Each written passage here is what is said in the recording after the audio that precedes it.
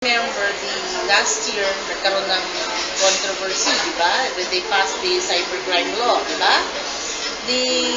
Kasi, it actually punishes, internet libel is already punished kasi yung use natin ng libel ngayon is also being used. Pero there, specifically, merong mga provisions talaga on internet libel.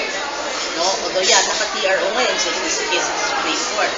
But, the cybercrime law tries to go into, defines actually more specific acts in the internet that can be punished under the cybercrime law. Kasi marami talaga yan, yung mga nag-upload, nag-post, yung ganon, no? So, yan. So, that's how you, probably, these are what I would consider right now mga penalties for doing it.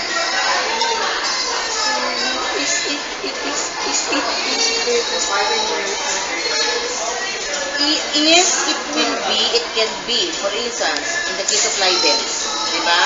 Merong libel kasi, libel is basically paninirang puri, di ba? Or yung paninira. Merong tinatawag na criminal libel, no? Merong libel that has criminal in nature. Yung criminal libel, ang penalty dyan, pwede na makulong.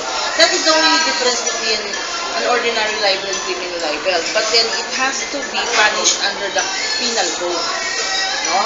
Kaya, pag dinimanda mo ng libel yan for your paninira, because you've been bullied, and yung dinimanda mo gets convicted, found guilty, then that is punishing them for criminal libel. And slander, yung nag-chismis yan, paninira pa rin yan, that's also criminal in nature.